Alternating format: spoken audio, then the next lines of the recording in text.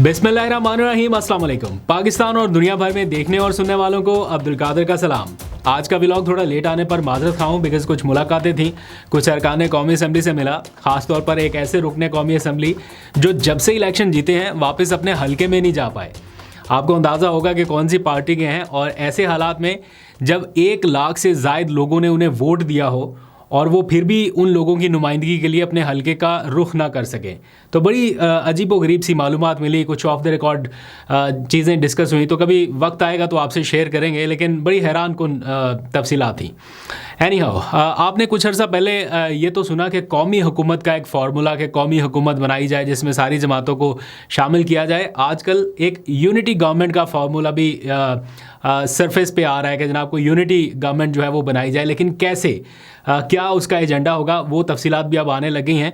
लेकिन क्या इमरान खान मानेंगे इस मामले में, वो थोड़ा सा मुश्किल लग रहा है, उस पर भी बात करते हैं। लेकिन इमरान खान एक और बात से भी इनकारी हैं। आज अंसार अब्बासी ने अपनी खबर में उसका हवाला दिया, वो भी कुछ देर में डिस्कस करेंगे। लेकिन पहले ज़रा सा आ जाइए अडयाला जेल की तरफ, क्योंकि वहाँ की कुछ अपडेट्स आपसे शेयर कर लूँ। आज फिर जो सियासी शख्सियात थी पीटीआई की, उनकी इमरान खान से मुलाकात नहीं हो सकी। उमर अयूब, जुनेद अकबर, मलिक अहमद भच्चर, नासिर अब्बास, ये सारे लोग आज गए इमरान खान से मिलने के लिए, लेकिन कुछ छठी मरतबा इन्हें इनकार किया गया है, यानी सियासी क़यादत को नई रसाई दी जा रही है। आप इमेजिन करें एक लम्हे के लिए कि एक इनमें कौमी असम्बली का अपोजिशन लीडर है और दूसरा पंजाब असम्बली का अपोजिशन लीडर, और इन दोनों को मुलाकात की इजाज़त नहीं है। ज़ाहिर बात है उन्होंने मुशावरत करनी थी अपनी, एक तो एहतजाज के हवाले से, फिर कोई तंजीम साजी के मामलात हैं उन पर इमरान खान से गाइडलाइंस लेना थी। लेकिन ऐसा लग रहा है कि पाबंदी है इमरान खान पर सियासी क़यादत से मुलाकात करने के हवाले से। अपनी बहनों से कर रहे हैं, वकला से कर रहे हैं, लेकिन जो सियासी लोग जाना चाह रहे हैं उनसे मुलाकात करने, फॉर एग्ज़ाम्पल असद कैसर नहीं उनसे मिल पा रहे, शिबली फराज उनसे नहीं मुलाकात कर पा रहे, तो जो सियासी लीडरशिप जो बड़े सियासी फ़ैसले कर सकती है वो नहीं मिल पा रही। तो गैर एलानिया एक तरह से ये रुकावट है।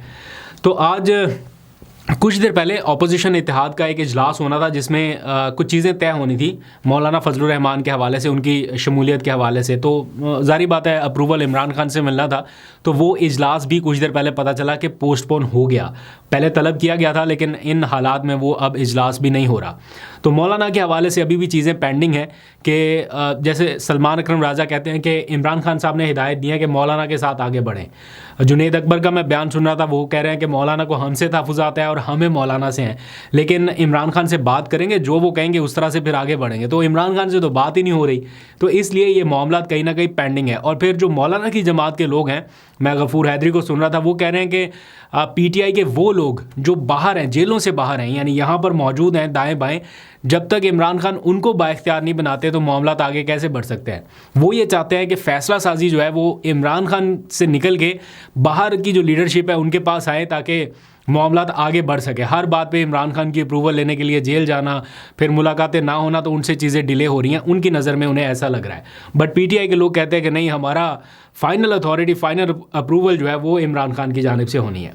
इस सारी सूरत हाल के दौरान मैंने शाहिद खाकान अब्बासी का एक बयान सुना जो कि है यूनिटी गवर्नमेंट के हवाले से। पहले हमने सुना कौमी हुकूमत, ये ऑलमोस्ट वैसे ही फार्मूला है, लेकिन वो कहते हैं कि इस वक्त मुल्क में गैर मामूली हालात हैं और इसका गैर मामूली हल तलाश करना पड़ेगा, और उसके लिए सियासी क़यादत, जितनी अस्करी लीडरशिप है और जुडिशल लीडरशिप, ये सारी कहीं पे मिलके बैठ जाए और एक एजेंडा तय करे कि मुल्क को आगे कैसे बढ़ाना है, और फिर यूनिटी गवर्नमेंट बनाए।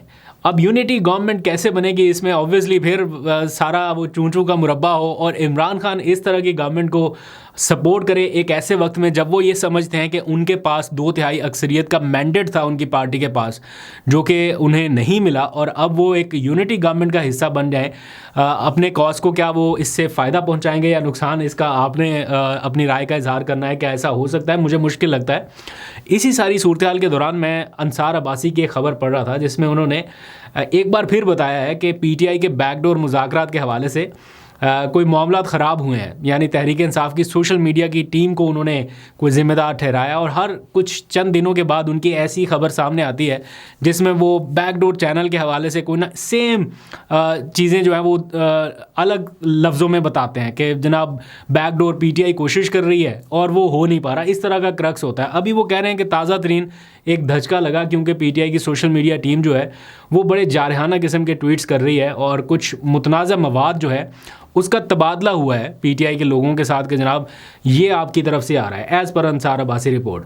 और वो कह रहे हैं कि पीटीआई पूरी कोशिश कर रही है कि वो किसी तरह से बातचीत का दरवाज़ा खोल सके, बैकडोर जो इस्टेब्लिशमेंट के साथ बातचीत है वो कर पाए। वज़ीर आला खैबर पख्तूनख्वा अली अमीन गंडापुर और बैरिस्टर गौहर इस ताज़ा तरीन पेशरफ से आगाह हैं और दोनों कोशिश कर रहे हैं कि बैकडोर चैनल जो है वो चलता रहे, उससे राब्ते जो है वो जारी रहे। और इस सिलसिले में as per Ansar Abbasi report के इमरान खान को इस बात पर कायल करने की कोशिश की गई है कि सोशल मीडिया पर जो बयानिया है उसका लबो लहजा नरम रखा जाए। ताहम इमरान खान ने ऐसा नहीं कहा या उन्होंने इस बात पर रजामंदी जाहिर नहीं की, वो अभी भी इनकारी हैं इस बात पे।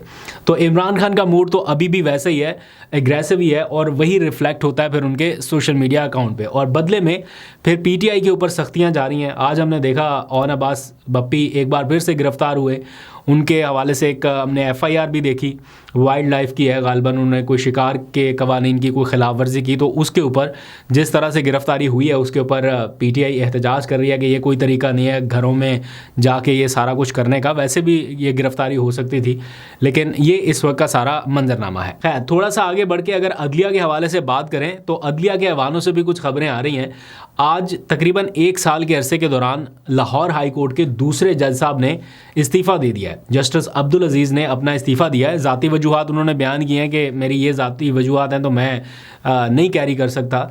2033 में उनको रिटायर होना था, लेकिन कबल अज़ वक्त ही उन्होंने अपनी रिटायरमेंट ले लिया या ओहदा छोड़ दिया है।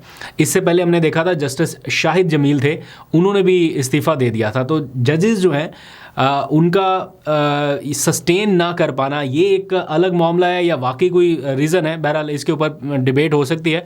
बट जजेस का यूँ मुस्ताफ़ी हो जाना क्वेश्चन मार्क कहीं ना कहीं ज़रूर रेज़ करता है। इस्लामाबाद हाई कोर्ट की तरफ आ जाए, एक बड़ी दिलचस्प आज पेशरफ्त हुई है।